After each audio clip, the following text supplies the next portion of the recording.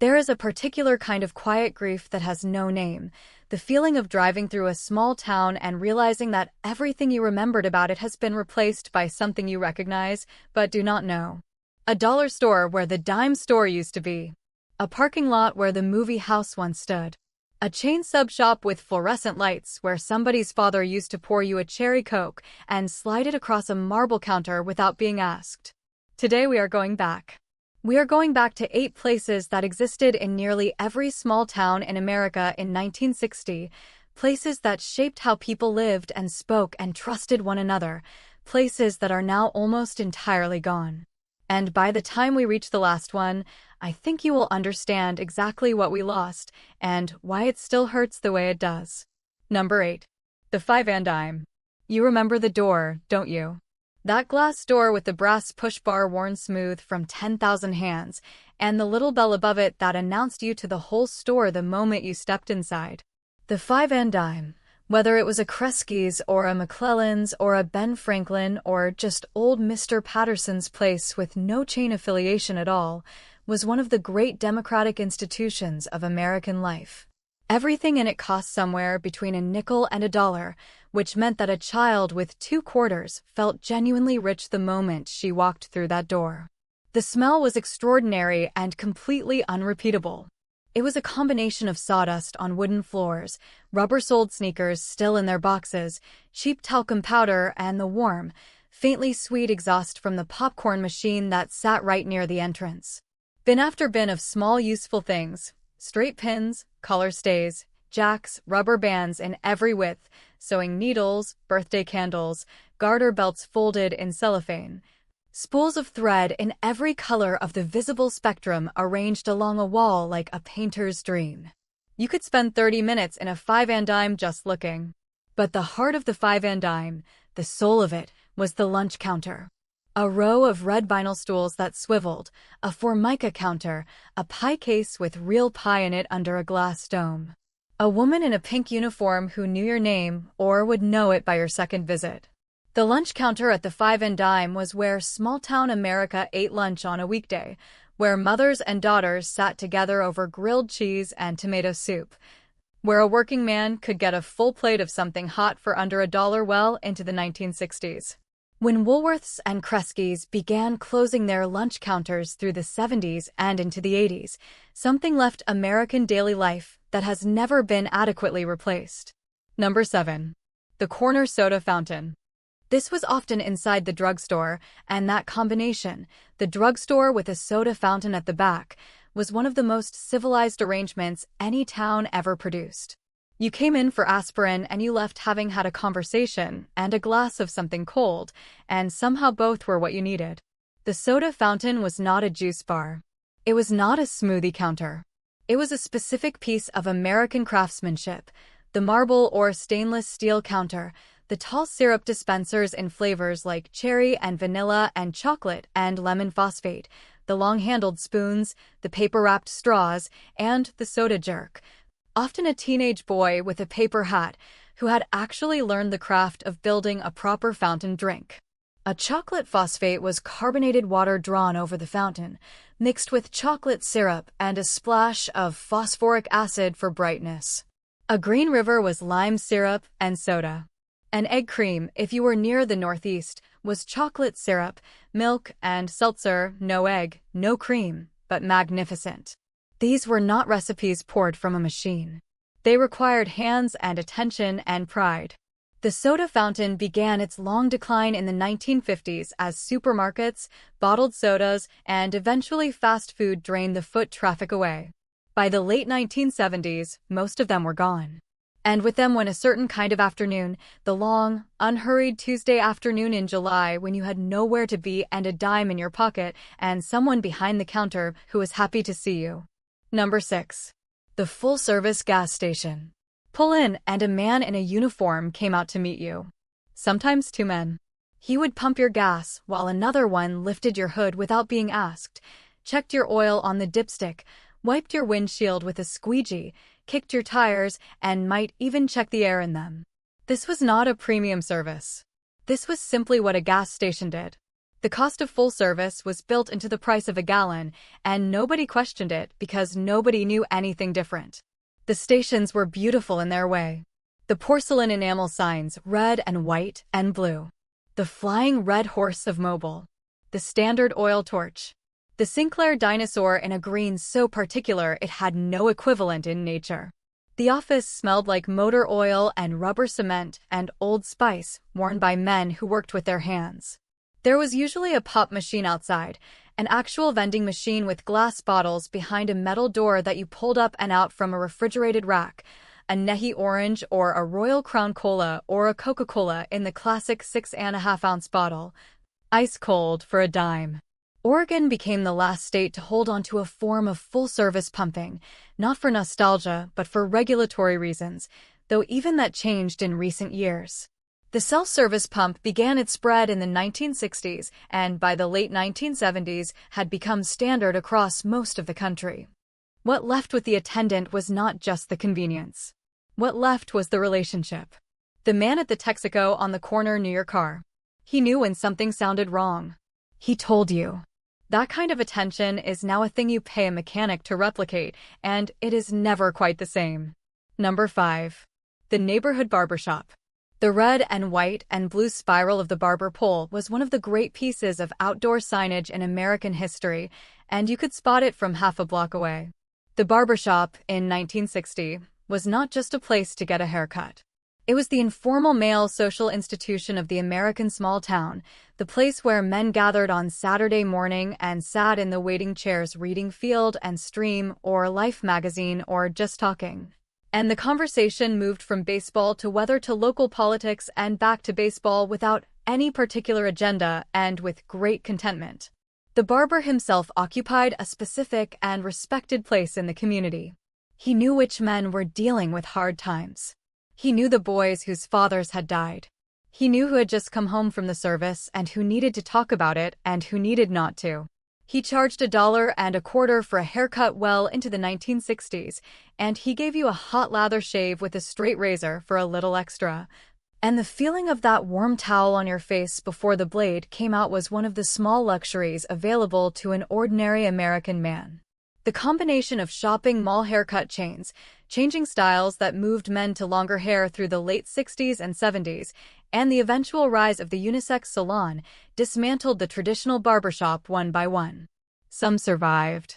Some are surviving still, and bless them for it. But the barbershop as a social institution, as the place you went on Saturday morning because that was where the men of the town gathered, that version is largely memory now.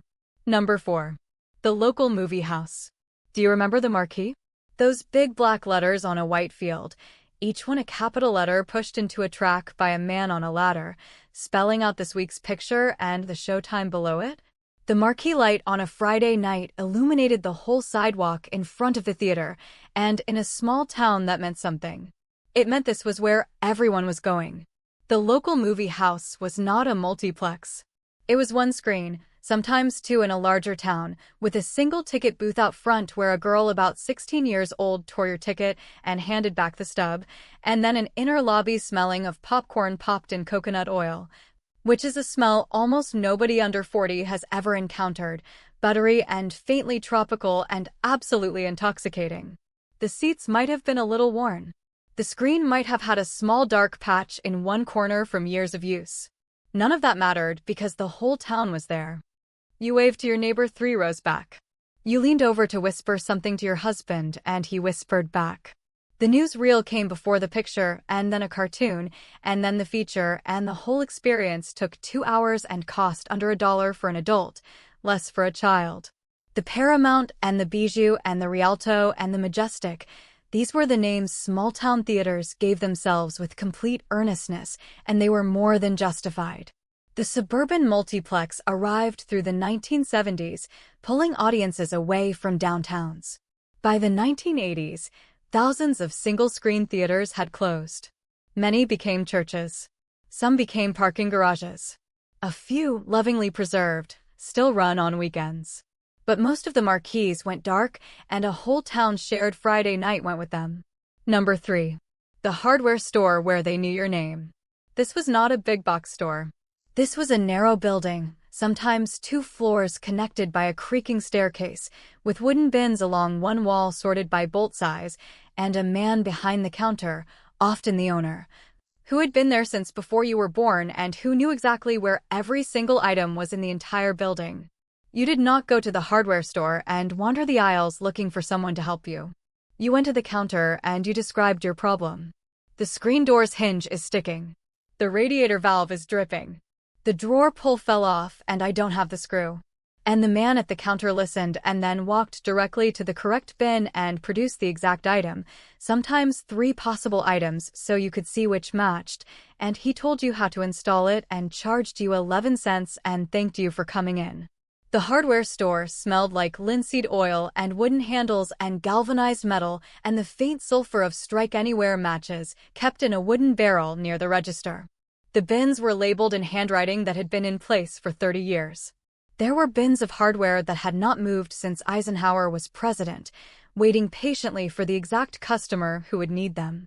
That specificity, that depth of local knowledge, was the hardware store's entire reason for existing.